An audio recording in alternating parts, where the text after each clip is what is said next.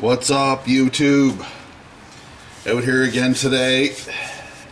A little colder than it was yesterday, and it was snowing a minute ago, but it is late November.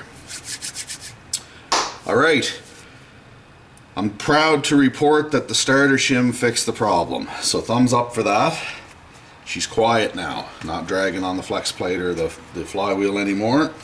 So the starter shim did fix it. That's always good. Had the truck out for a little drive yesterday. Things are working real well. Now what I wanted to do today is pull a couple of spark plugs just to do some sort of an indication as to what the mixture strength is like. Because this engine is running 10-to-1 compression, and it has a dynamic compression ratio of 8.31 to 1, which is pretty high for a street motor.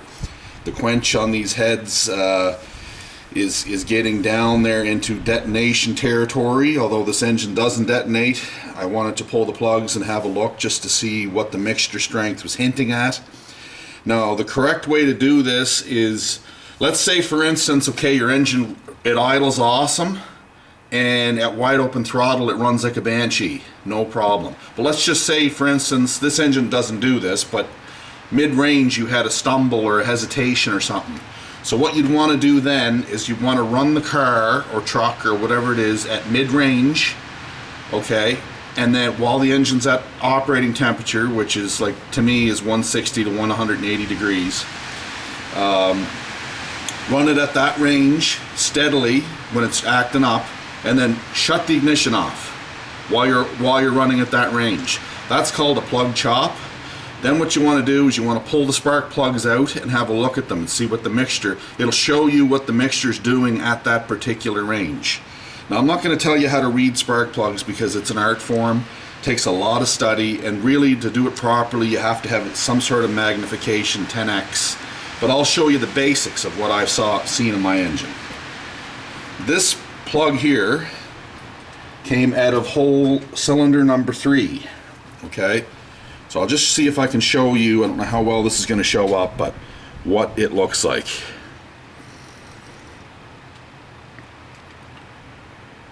I don't know if it's going to show up at all, but anyway, what I'm seeing is the heat electrode, the heat strap, is a nice tan color, and then right around the edge of the porcelain, all the way around, is a nice brown spot.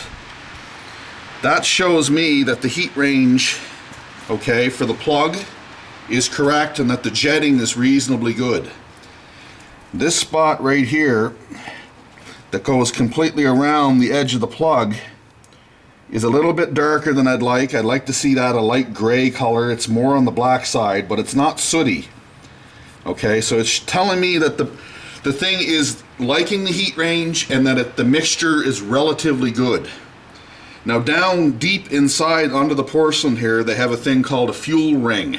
And you really need magnification to look at that so you can see really what is going on. But also too is that there's no stuff bridged up around the edge of the porcelain, which tells me it's not burning oil. There's no deposits building up between the heat strap and the electrode. So we're going to call that good. Now the right way to do this, of course, I said, is the plug chop, and to also do it, pull the plugs on all the cylinders. I'm not going to do that today because my engine's running good. Anyway, this one is from cylinder 8 at the very back of the engine on the opposite side. So I'll see if I can show you a close-up of that one.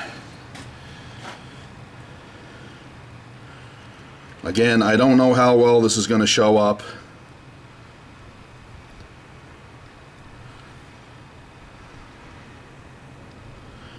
But anyway, it's pretty much a carbon copy of that one over there. We've got a nice tan color right here on the heat strap.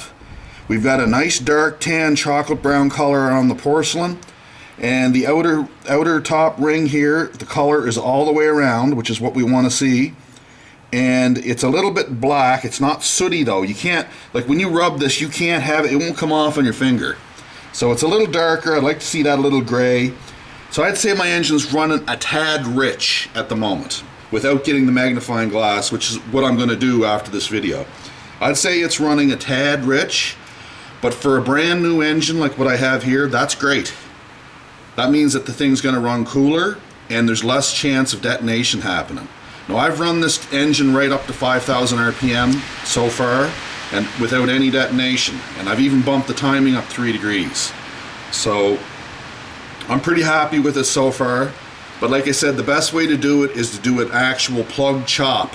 That is, if you're going to do a wide open throttle chop, make sure you're on a safe road where nothing's going to come out in front of you, and then nail her right to the floor, and then shut her off as she's right to the floor.